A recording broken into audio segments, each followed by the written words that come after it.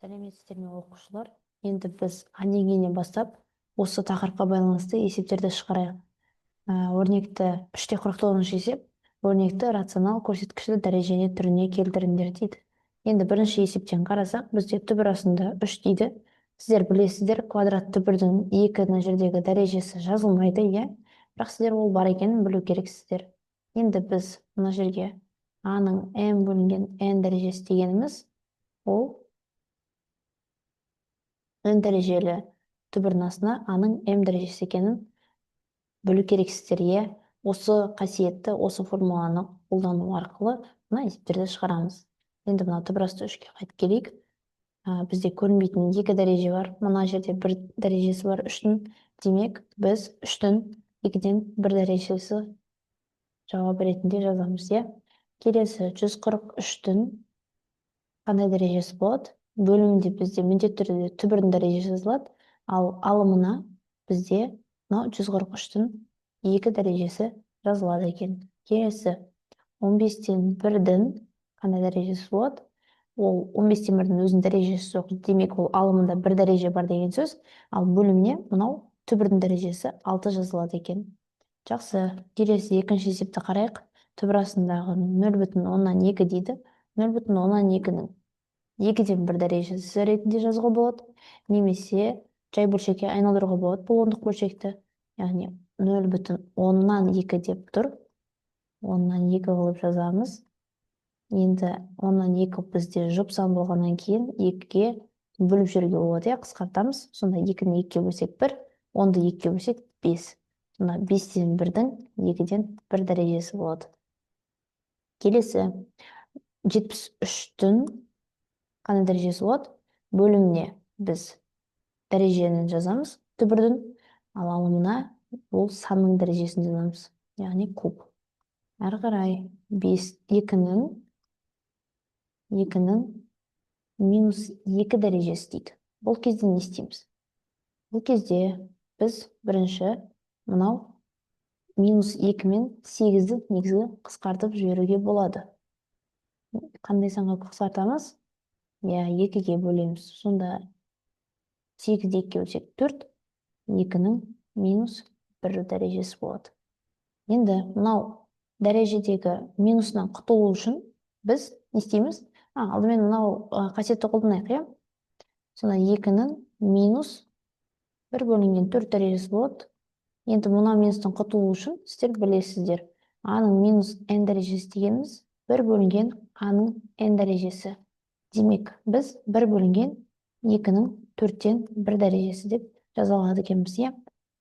Келесі, үшінші есепті қарайық. 1 бөлінген 4 дәрежелі түбірдің астында 3-тің -2 дәрежесі. Мына жерде де біз дәреже мен түбірді қысқарта аламыз. 2-ге бөліп жіберейік. Сонда бізде 4-ті 2-ге бөлсек 2, бірақ квадрат түбірдің 2 дәрежесін біз жазбаймыз, иә? Демек, кешірім сұраймын, 3-тің -1 дәрежесі қалады, алымында 1 бар. Мына бөлімдегі түбір мен бірінші рационал көрсеткіш дәреже түрінде келтірейік. Сонда -2-ден 1 дәреже болады. Ал енді бұл бізде бөлімінде минуспен тұр, иә? Енді мына минустан құтылу үшін не істейміз? Керісінше, оны алымына алып келеміз. Сонда 3-тің 2-ден 1 дәрежесі болады екен. Үшінші есептің келесісі 3 дәрежелі түбірдің астында 2b дейді. Енді қараңыздар. Мына бізде 2b деген көбейткіш, иә? Көбісі ойлайды, 2b-ның 3-тен 1 дәрежесі деп жазсам дұрыс деп. Жоқ. Бұлай жазсаңыздар сіздер, мынау 3-тен 1 дәреже тек қана b-ға қатысты болып қалады. Яғни бұл 2 және де 3 дәрежелі түбірдің астында b деп жазылған түрге келіп тұр. Енді бізде 2b-да 1-ге түбірдің астында болғанын қаласақ, онда біз оны міндетті түрде жақшаға алу керекпіз. Жақсы ма? Осыны ұмытпаңыздар. Келесі есеп. Түбір астында 4 дәрежелінің 7 қосылған А дейді. Енді бұл да оңай.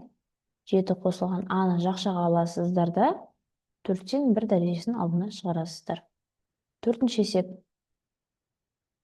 1 бөлінген дәрежелі түбір астында 4 дейді. Так, 4 дегеніміз не ол? 2-нің квадраты. Жазайық. Мынау бізде 3 дәрежесін ұмытпаңыздар. Енді не істейміз? Мынаны біз 2-нің 3-тен 2 дәрежесі деп жаза аламыз. Немесе алымына 2-нің минус 3-тен 2 дәрежесі деп жаза аламыз.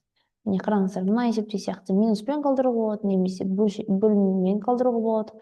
Керісінше мына жерде бөлім арқылы немесе минус дәрежемен қалдыруға болады. Ода бізде разница жоқ, иә? Жауабына байланысты тексересіздер. 4 дәрежелі түбір астында 3а. Міне бұл жерде де қалай? Мынау 3 есептің екіншісі сияқты, иә? 3а-ны міндетті түрде жақшаға аласыздар. Себебі бұл екеуіне де қатысты. 4 дәрежелі түбір екеуіне де қатысты. 4-тен 1 деп жазасыздар. Ни в коем случае 3а-ның 4-тен 1 дәрежесі деп қалдырып қоймаңыздар. Бұл бізде 3 сосын 4 дәрежелі түбірдің астындағы а болып қабылданып кетеді мән. Жақсы ма? Байқаңыздар осыны. Келесі 5 дәрежелі түбірдің астында 2 қосылған б. Бұл да бізде үшінші есептің үшіншісі сияқты, иә? 2 қосылған б-ны жақшаға аласыздар. Содан кейін ғана 5-тен 1 дәреже жазасыздар. Кейде оқушылар былай жазып қоюы да мүмкін. Мұны қисық қате жазады. Былай б-ға ғана 5-тен 1 дәрежен беріп қояды. Сонда бұл б-ға ғана қатысты болады да. Кешірім сұрайын. Б-ға ғана қатысты болады. Бұл өрнектелген кезде 2-нің 5 дәрежелі болып қойып қойды. Көрдіңіздер ме? Бұл қате, мынау дұрыс. Мынау қате, мынау дұрыс. Байқаңыздар. 4-ші есепті аяқтадық. Мен келесі бетке өтейік, иә, 5-ші есепті шығару үшін. 5-ші есепте, так, ой, жарайды. 5-ші есепте 2,5 түбір астында 40. Біз бұны 40-ты өрнектеу керекпіз, иә? 40 дегеніміз түбірден шығатын 4 және 10-ның көбейтіндісі. Түбір астынан 4 шыққанда 2 болып шығады. 2,5-ті 2-ге көбейтесіздер, ал түбір асты 10 қалады, иә? Сонда 5 түбір асты 10 деген жауап болады. Келесі а түбір асты а дейді. Оны өрнектейік. Бірінші біз а-ны, көбейткіш болып тұрған а-ны түбірінің астына келтіреміз. Сонда ол бізде мына жерде көрінбейтін дәреже 2, ол сонда түбірдің астына 2 дәрежелі а болып кіреді. Және өзі а бар мынау. Соны ұмытпаңыздар көбейтіп жазуды. Дәрежелер негізі бірдей болғанда дәрежелер көбейту кезінде қосылады. Сонда түбір астында а-ның 3 дәрежесі болады. Иә. Бұны біз а-ның, кешірім сұрайын, алымына біз өзінің дәрежесін жазамыз, бөліміне түбірдің дәрежесін жазамыз. Мына жерде көрінбейтін 2 деген бар. Бірақ квадрат түбірде ол жазылмайды. Сонда а-ның 2-ден 3 дәрежесі болады. Келесі x қосылған 1-дің квадраты көбейтілген 4 дәрежелі x қосу 1. Енді x қосылған 1-дің квадраты бізде бірінші мынау 4 дәрежелі түбірдің астына енгізейік. Қандай қылып енгіземіз? Бағана мынау а бізде жалғыз өзі болғандықтан оған 2 дәрежені бердік, квадрат, яғни 2-ге көбейттік. Енді мына жерде 2 дәреже өзі тұр. 4 дәрежелі түбірдің астына кіру үшін ол тағы да 4-ке көбейтіледі, иә? x1-ның квадратын 4-ке көбейтесіздер, сосын көбейту, x қосу 1 деген міне мынау өзі бар еще. Соны ұмытпаңыздар. Тен, мына жерге шығарайын. Тен 4 дәрежелі түбір. Енді 2-ні 4-ке көбейтесіздер. 8 көбейту кезінде дәрежелер бізде қосылады. Мына жерде көрінбейтін 1 дәреже бар. Сонда 8-ге 1-ді қоссақ 9 болады, иә? X плюс 1-дің 9 дәрежесі болады. Түсіндіңіздер деп ойлаймын. Енді бөлшек дәрежемен жазғанда өзінің дәрежесі алымына жазылады, ал түбірдің дәрежесі бөліміне жазылады. Міне сонда осылай болады екен жауап. Келесі 6-шы есепті қарастырайық. 6-шы есеп. Минус 8 көбейтілген 3 дәрежелі түбір астында 2 дейді. Мынау 8 бізде минус сақталады, осы жерде тұра береді.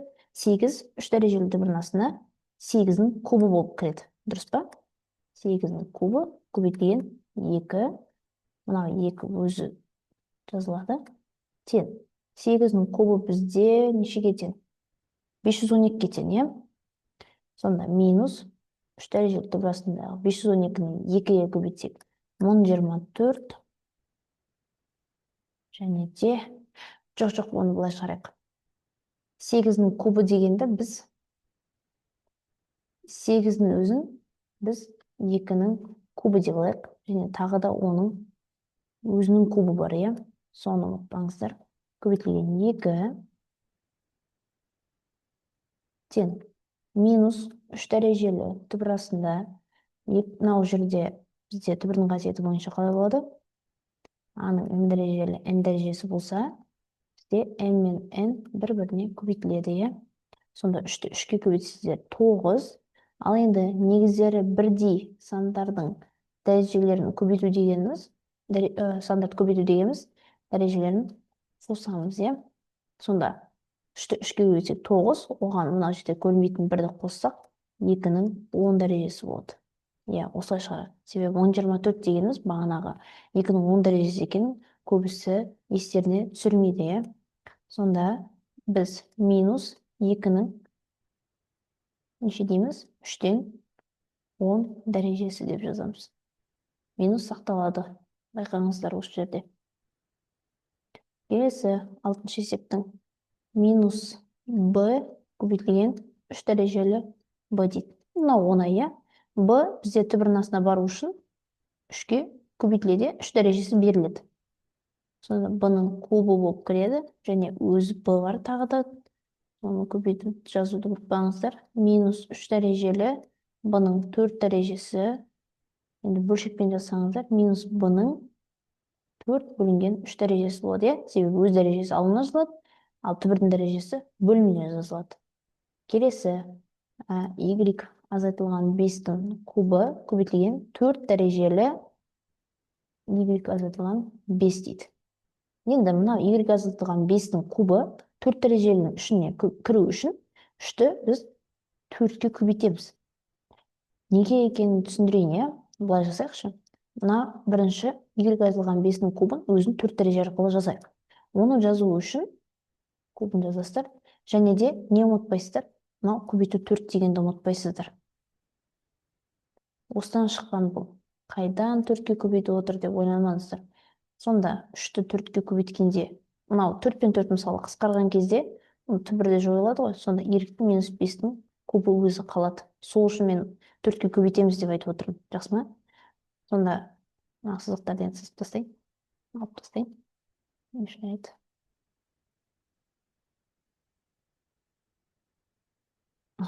Сонда 3-ті 4-ке көбейтсек қанша болады?